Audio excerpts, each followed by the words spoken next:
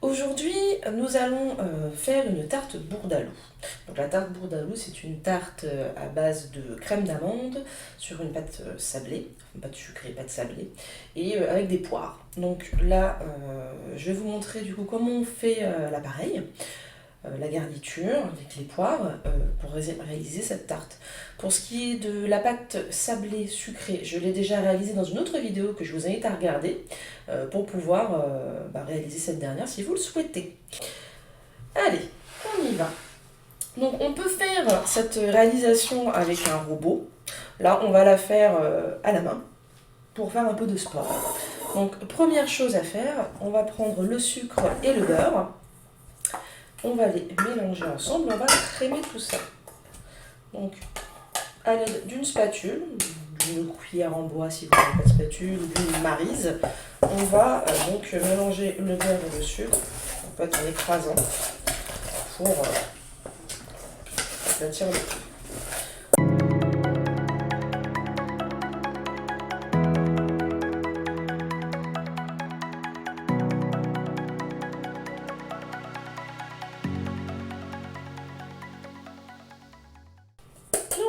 Voilà, donc là on a crémé, le beurre et le sucre sont mélangés.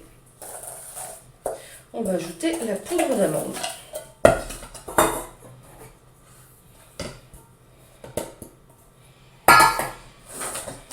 Et on recommence.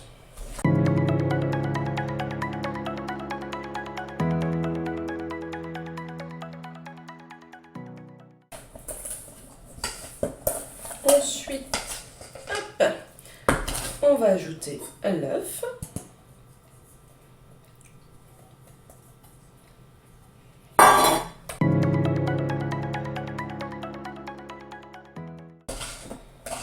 Alors, je vous ai montré l'œuf et je vous ai dit que je ne l'ai pas, que je l'ai juste légèrement battu, je ne l'ai pas fouetté. Alors pourquoi ? Tout simplement parce que le but du jeu, c'est de ne pas incorporer trop d'air dans la pâte. Parce que sinon, après, à la cuisson, ça va trop gonfler, être trop monté et ça va retomber après cuisson. Et c'est pas l'idée. Donc on essaie de ne pas trop incorporer d'air, d'où qu'on ne fouette pas, mais qu'on mélange avec une spatule, une maryse, une cuillère en bois, et pas un fouet.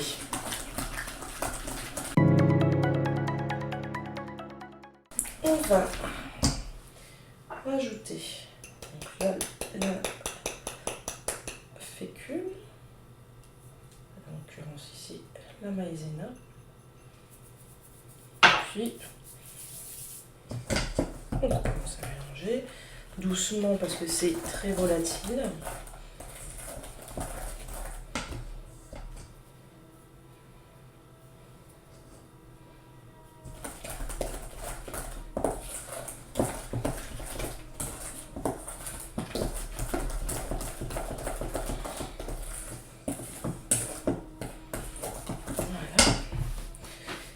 Et je vais prendre mon petit extrait d'amande amère et je vais juste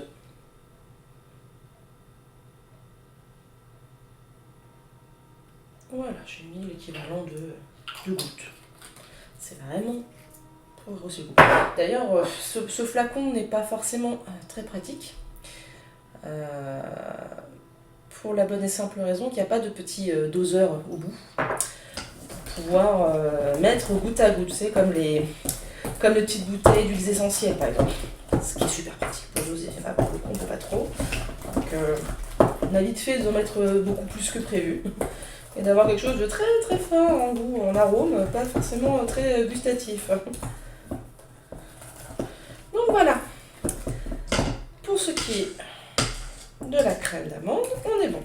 Du coup j'ai juste laissé ça de côté. Hop. Et on va commencer. Enfin, je vais sortir la tarte plutôt, le fond de tarte. Je vais lancer le préchauffage de mon four aussi à 180 degrés.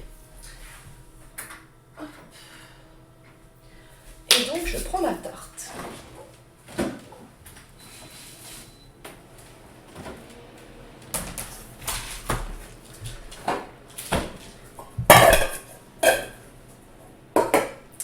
Alors, je vais déjà disposer la crème dedans. Pour commencer.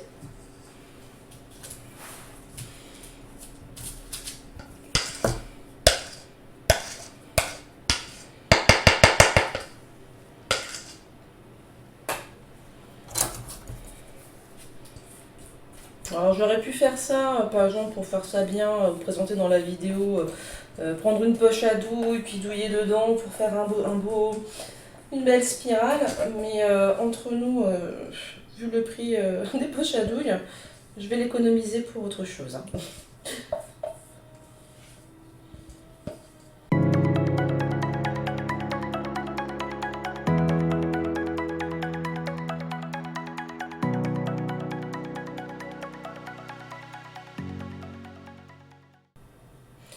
Voilà. Donc là, on a mis la pâte d'amande. Et maintenant, on passe aux poires. Alors, les poires. Ce sont des poires au sirop, acheté dans le commerce pour le coup. On va couper des fines tranches, des fines lamelles. Alors, je sais pas si je peux essayer de redescendre ma caméra. Là encore, je suis un peu en mode ajustement. Je sais pas forcément très bien faire. Oserais-je vous dire que je ne suis pas vidéaste?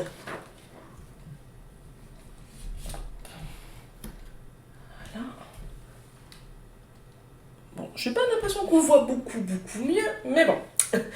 Et donc, je vais faire des petites tranches. Allez, comme ça. Hop.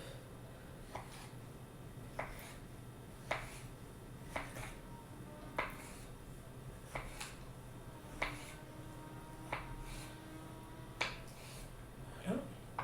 Et je vais essayer de les disposer au fur et à mesure sans que tout se casse la figure. Et si je dis ça, c'est parce que ça sent le vécu. Donc, hop.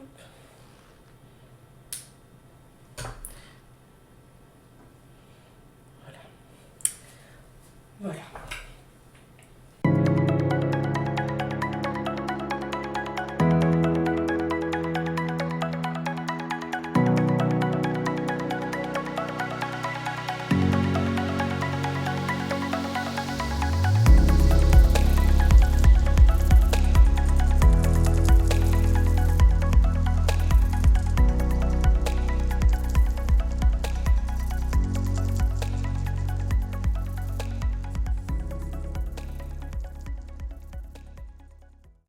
Et voilà. Bon, j'ai été un peu de traviole. Décidément. Alors, pour la déco, à la fin, soit on laisse comme ça, soit on met des amandes effilées. Du coup, je vais mettre des amandes effilées, ça sera plus sympa et plus bon.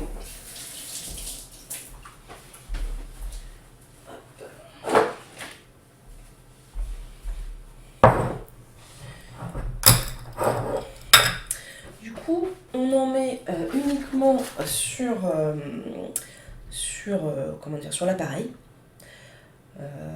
pour que ça fasse joli. Alors, on pourrait les mettre à la fin éventuellement, mais ça n'aurait pas de sens. Là en plus, elles vont torréfier un petit peu normalement et cuire avec, donc ça sera sympa. Donc hop, je parsemine.